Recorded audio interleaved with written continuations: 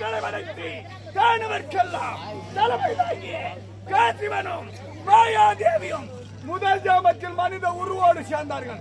அப்பொழுது சூரமதுமான் பிறந்தார். இரண்டாம் ஜாமத்தில் யானை அவதாரம் என்று சேர்ந்தார்கள். மூன்றாம் ஜாமத்தில் சிங்க அவதாரம் என்று சேர்ந்தார்கள். சிங்கமுகாசுரன். நான்காம் ஜாமத்தில் மேசம் என்று சொல்லக்கூடிய ஆட்டு உருவெடுத்து சேர்ந்தார்கள்.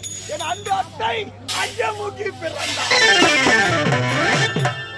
அதன் பிறகு வேதத்தின் மகனாகிய பதுமை ஓபனவை சூர மதுவன் மனம் புரிந்து வீர சிங்கம் போல் மனுபவன் துன்னுக்கேது செலவன் செலவன் வீரன் விசித்திரன் இது போன்று 3300 பிள்ளைகளை பெற்றெடுத்தார்.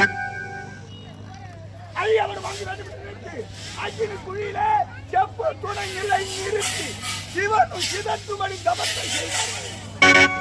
எந்த அண்டருக்கு எப்போது செல்கின்றமோ அப்பொழுது அவர் பூச்சக்கன் செய்ய வேண்டும் என்று சதா வீரர்கள் தியானம் போனேன். பிரம்ம பஞ்சவன் கூட நாங்கள் காலால் விட வேண்டிய வேலைகளை தேவப்பை கரத்தால் செய்ய இந்த தேவனாவிலே கண்டன் கார்குவார் என்று பெயர் படித்து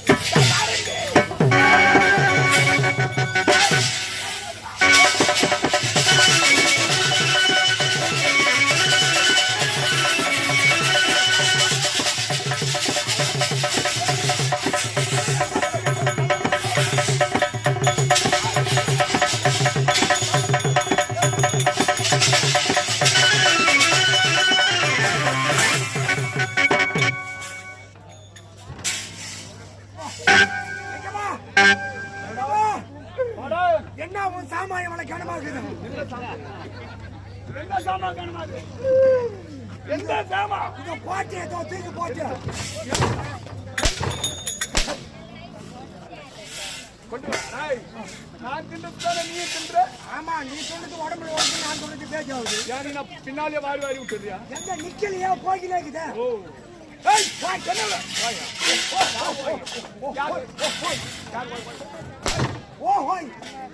என்ன காலத்தாமதம்? நாங்க உங்களை பார்க்கதான் கிளம்புனங்க. வீட்டுல பெரிய போராட்டமாவே போச்சு. என்னடா போராட்டம்? எந்த நேரம் வீட்டுல இருக்கிறவங்க அடிச்சுக்கின்னு புடிச்சுக்கின்னு கடிச்சுக்கின்னு இதே ரோதனை தான். அடிச்சுக்குவாங்க பிடிச்சுவாங்க, இல்ல பிடிச்சுக்கின்னு அடிச்சுடுவாங்க. அது என்ன கடிச்சுக்கின்னு உடாய்க்கு தண்ணி போயிருக்கிறாங்க, வலுவரை அடிக்கிறாங்க, வலுவில அடி பிடிச்சி கடிக்கிறாங்க. அது எப்படி எங்க நடந்தது? என் பொண்டாட்டியும் அண்ணன் பொண்டாட்டியும் குழாய்க்கு தண்ணி பிடிக்க போயிருக்கிறாங்க. தண்ணி பிடிக்கிற இடத்துல என்ன நடந்ததுன்னு தெரியல. என் அண்ணன் பொண்டாட்டி என் பொண்டாட்டி அடிச்சுட்டான். உடனே என் பொண்டாட்டி அவ கையை பிடிச்சி கடிச்சிட்டான். முடியாதுவா? முடியல. ரெண்டு பேரும் ரொம்ப பெரிய சண்டை இருக்குது. நேரா வீட்டுக்கு வந்தாங்க. வந்தவங்க சும்மா இல்ல. இந்த சண்டை அண்ணன் ரெண்டு பேரும் சொல்லாத. என் அண்ணன் பொண்டாட்டி என்ன பண்ண, அவன் சாமான் எடுத்துக்கின்னு அவனை தனி கொடுத்து போய் சேர்ந்துட்டான். அவன் சாமான் எடுத்துக்கோனா என்ன சாமான்? கல்யாணத்துக்கு எடுத்து சீர் வச்சு அண்டா குண்டா லொட்டு லொசுக்கு மொத்தி எடுத்து போட்டான். அண்டா குண்டா ஒத்துக்கிறேன். அது லொட்டு லொசுக்கு. அண்டா குண்டா வெளியே எடுத்து வச்சா லொட்டு, வெளிக்கிட்டு உள்ள கொண்டு வச்சா லொசுக்கு. சரியான பிறகு உடனே என் முன்னாடி சொன்னால முன்ன வந்தவளே ஊத்து விட்டு போயிட்டால, நம்மையா இருக்கட்டும் சொல்லிட்டு இவ சாமான் எடுத்துன்னு எந்த கூட்டு தனி கொடுத்து போயிட்டான். அவங்க போய் சேர்ந்துட்டான். அதே மாச கணக்காச்சு. அவங்க வேலையை பார்த்தான். ஒரு நாள் வேலைக்கு போனமே சாப்பாடு போன முண்டாட்டி கேட்டேன். கேட்ட உடனே ஒரு 60 கட்ட கம்யூனிட்டி உனக்கு புத்தி இருக்குதா, நீ வயிற்றுக்கு நேரம் தோன்ற ஜென்மமான யாராவது சேர்த்து போயிடா முகத்துல முடிச்சா சேர்ந்து போறான். எங்க வந்து எங்க கை காட்சி இல்ல என் பொண்டாட்டி ஒண்ணு கேட்க கை பாவனை எங்க வந்து என் பொண்டாட்டி என்ன கேட்டா, ஏண்டி கேட்கிறேன் இந்த மாதிரி அசிங்கமா திட்டியான்னு கேட்டேன். எந்த நேரம் தீனி தீனின்னு அலையிறிய, என்ன பண்றது, கஷ்டப்பட முடியல. ஒப்ப சம்பாரிச்ச சொத்து இருக்குதா, அத போய் பங்குடா கம்யூனிட்டி.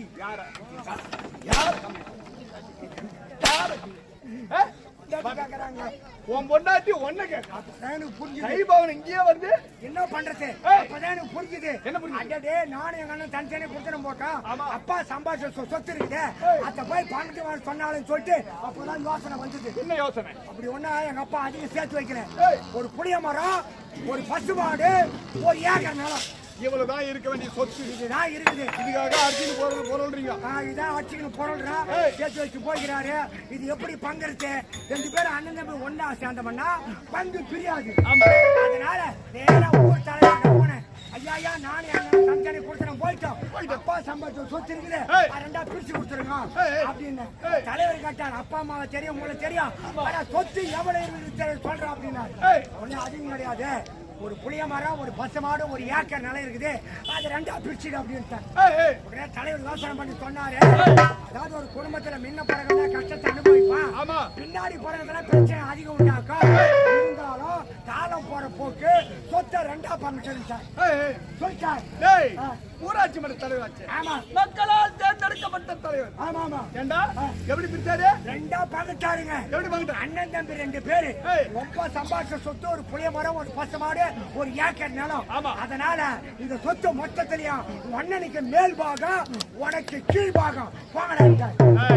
நல்ல ஒரு நியாயவாதி அவரு. பெரியவனுக்கு மேல் பாகம், சின்னவனுக்கு கீழ் பாகம்.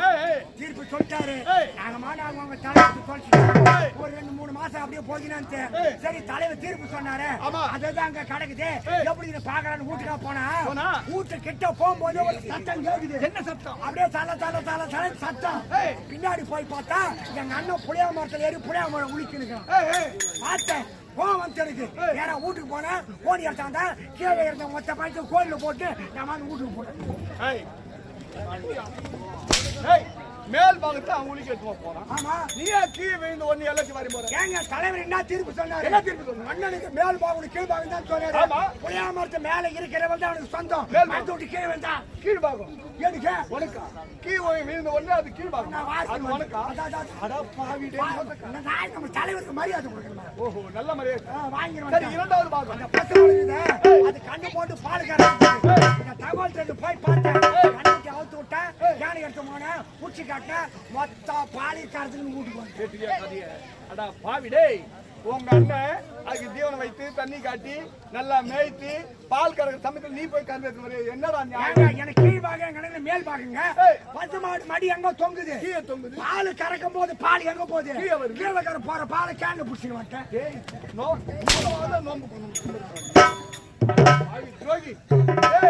இரண்டு பாகத்தை நீ அனுபவிச்சுட்ட. இந்த 3வது ஒரு ஏக்கர் இருக்குது, அந்த ஒரு ஏக்கரை ஓட்டு கலக்கா போட்டான். கொஞ்சம் செடி 3 மாசம் ஆச்சு. ஒவ்வொரு செடியில அப்படியே அப்படியே காப்பிடிக்கா அரப்பிடிக்கா இருக்குது. பார்த்து அதுதான் பொண்டாட்டி பார்த்து தம்பிக்காரன் பொல்லாதவன் இதே மாதிரி பண்றான். நீ 4 ஆளை கூட்டுவான், மொத்த செடியை பிடிக்க காய பறிச்சு போனான்னு சொல்லிட்டு பொண்டாட்டிட்டு போட்டான். நான் கேட்டு சும்மா இருப்பேனா? ராத்திரி 7 மணிக்கு பொண்டாட்டிட்டு போனேன், மொத்த செடி பிடிக்கிறேன், காய பறிச்சு கோன்ல போட்டேன், செடி அங்கே போட்டு வந்துட்டேன். பாவி, காயினை விழுது, அது தண்ணி பாய்ச்சி வேர்க்கலை போட்டு களை வெட்டி மருந்து வச்சு அவன் அனுபவிக்கிற நேரத்துல நீ எல்லாத்தையும் பிடி எடுத்து வரையா? என்னடா நியாயம்? ஏங்க எனக்கு கீழ் பாருங்க, மண்ணுக்கு மேல செடி இருக்குது, மண்ணு கீழே காய் இருக்குது, கீழ் பாங்க. அப்படி என்றா கள்ளக்கா போகுது, செடி அவன் எல்லாத்தையும் நீயே அனுபவிக்கிறேன். என்ன பண்ண தலைவர் ஒன்ன சும்மா விட்டானா? அம்மா என்கிட்ட ஏன் வர போறான்? தீர்ப்பாச்ச நேர தலைவரோட அழுது போனான். ஐயா சொன்ன தீர்ப்பு பிரகாரம் பண்ண, எங்க அப்பா சாமி சொத்து எதாவது அனுபவிக்க முடிஞ்சா தீர்ப்பை மாத்தணும், நான் ஊரை விட்டு போறேன். தலைவர் சொன்னார், நான் சொன்ன மாதிரி தம்பி பிரச்சனை பண்ணிட்டான் பாச்சா, ஆனால் இப்ப தீர்ப்பை மாத்திறேன். ஏற்கனவே உனக்கு மேல் பாகம், உன் தம்பிக்கு கீழ் பாகம் தான் சொன்னேன். இப்போ உன் தம்பிக்கு மேல் பாகம், உனக்கு கீழ் பாகம் போகணும். இப்ப என்னடா செய்ய போறேன்? நான் என்ன பண்ண போறேன்? எல்லாம் ஆண்டவன் சாயல், ஆண்டவன் செயல். ஆண்டவன் நான் என்ன பண்ண போறேன்? என்னடா கெட்டு வந்து கிடக்கிறமே, அப்ப சம்பாதிச்ச சொத்தை அனுபவிக்க முடியும்னு சொல்லிட்டு அந்த கம்பெனி என்னடா செய்தோம்? அந்த ஒரு ஏக்கர் ஓட்டி கவுர் நட்டான். உங்க அண்ணன் உனக்கு ஏத்த மாதிரி தான் பயிர் வைக்க ஒரு 3 மாசம் ஆச்சு. அப்படியே கதிரி முச்சு ஒரு செண்டு ஆச்சு. கூடிய 60 எடுத்து போனா கதிரி அறுத்து கோடியில போட்டு தட்டு அறுத்து மாட்டுக்கு போடுவாங்க. ஏன்னா அது மேல் பாகமாச்சே. எல்லாத்தையும் நீ அனுபவிக்க பாடுபடுத்தாம பலனை அனுபவித்து நீ